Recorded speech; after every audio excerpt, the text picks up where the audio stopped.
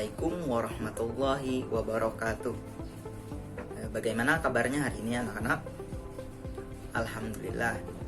Sebelum kita memulai pembelajaran, marilah kita berdoa untuk mendapatkan berkah dan rahmat dari Allah Subhanahu wa taala. Berdoa dimulai.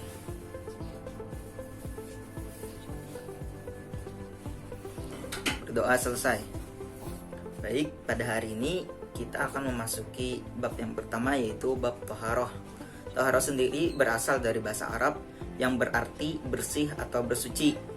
Sedangkan menurut istilah, Thaharah ialah kegiatan atau perbuatan bersuci dari najis dan hadas, sehingga seseorang diperbolehkan untuk beribadah yang dituntut harus dalam keadaan suci. Bersuci dari najis ialah meliputi menyucikan badan, pakaian, tempat, dan lingkungan yang mana menjadi tempat segala ibadah kita. Tidak hanya sebatas ibadah, melainkan juga Nabi menganjurkan kita untuk selalu bersih di setiap saat, untuk selalu bersikap, berperilaku bersih. Kemudian menyucikan diri dari hadas ialah dengan melakukan berwudu. Kalau tidak bisa berwudu maka bertayamum atau mandi. Jadi Thaharah itu adalah kegiatan untuk bersuci dari najis dan hadas. Najis dan hadas itu apa? Najis berasal dari bahasa Arab yang berarti kotoran. Menurut istilah, najis adalah suatu benda yang kotor yang mencegah sahnya mengerjakan suatu ibadah yang dituntut harus dalam keadaan suci. Misalnya seperti sholat atau membaca Quran, yang mana kita dituntut harus bersuci dulu sebelum kita melakukannya. Dalam hukum Islam, najis itu terbagi menjadi 3 macam. Yang pertama, najis mukhaffafah, yaitu najis ringan. Contohnya seperti air kencing bayi yang masih meminum air susu ibunya. Cara membersihkannya seperti apa? Cukup hanya dengan disiram dengan air, itu sudah cukup. Kemudian yang kedua ada najis mutawassitah.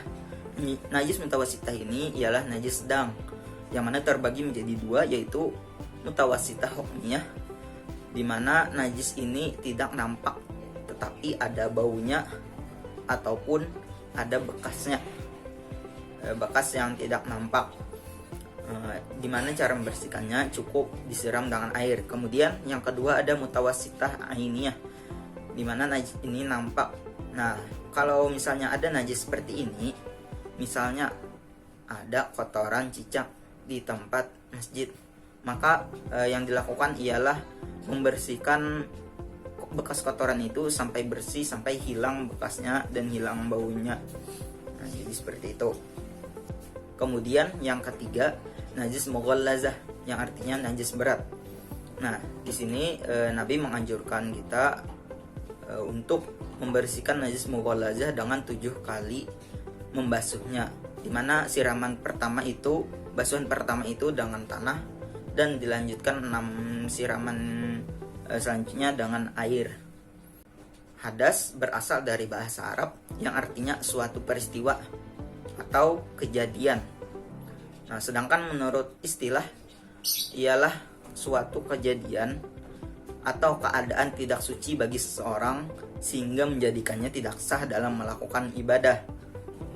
Hadas terbagi menjadi 2, yaitu yang pertama hadas kecil dan hadas besar. Hadas kecil itu disebabkan karena keluarnya sesuatu dari 2 lubang, yaitu kubul dan dubur. Yang kedua yaitu karena hilangnya akal, atau disebabkan karena mabuk, atau misalnya karena tidur. Kemudian yang ketiga adalah karena persentuhan antara kulit laki-laki dan perempuan. Lalu yang terakhir karena menyentuh kemaluan. Cara membersihkan hadas kecil ialah dengan berwudu. Jika tidak ada air, maka dianjurkan untuk bertayamum. Kemudian yang kedua ada hadas besar. Hadas besar ialah disebabkan karena bertemunya 2 kelamin laki-laki dan perempuan. Yang kedua keluarnya mani, baik itu dari mimpi ataupun yang lainnya. Yang ketiga yaitu karena haidnya perempuan. Cara bersucinya ialah dengan mandi wajib atau mandi besar. Jadi itulah pembelajaran kita pada hari ini. Dimana poin pentingnya ialah toharoh, bersuci dari najis dan hadas. Nah, najis pembersihannya identik dengan menyiram atau membasuh dengan air. Selanjutnya untuk hadas identik dengan adanya kegiatan-kegiatan khusus seperti berwudu atau bertayamum dan juga mandi. Nah, untuk merefleksikan pembelajaran kita pada hari ini, Bapak ada kuis untuk kalian. Jadi kita di sini bermain true or false. Nah, jadi ketika ditunjukkan sebuah kalimat, jika itu benar maka katakan benar, dan jika itu salah maka katakan salah. Baik, kita mulai. Yang pertama, toharoh berarti bersih atau bersuci. Benar atau salah? Ya, jawabannya adalah benar. Kemudian yang kedua, najis bukan penghalang untuk sholat. Benar atau salah? Nah, jawabannya adalah salah. Jadi najis itu menghalangi untuk sholat, maka dianjurkan untuk bersuci terlebih dahulu. Kemudian yang ketiga, cara membersihkan najis mutawasitah ainiyah adalah dengan disiram air saja. Benar atau salah? Salah, karena najis ainiyah itu adalah najis yang tampak, dan cara membersihkannya tidak cukup hanya disiram, tetapi juga digosok-gosok atau dibersihkan sampai najisnya itu tidak kelihatan atau tidak nampak, dan hilang baunya dan hilang rasanya. Yang keempat, najis mughallazah dibersihkan dengan membasuh 7 kali dengan air, dan basuhan pertama menggunakan tanah. Benar atau salah? Ya, jawabannya adalah benar. Dimana Nabi di dalam sabdanya menganjurkan ketika kita terkena najis mughallazah yang disebabkan oleh 2 hewan, yaitu babi dan anjing, maka kita dianjurkan untuk membasuhnya dengan 7 kali basuhan. Basuhan pertama dengan menggunakan tanah, dan basuhan selanjutnya dengan menggunakan air. 5. Berwudu, tayamum, dan juga mandi adalah cara untuk membersihkan hadas. Benar atau salah?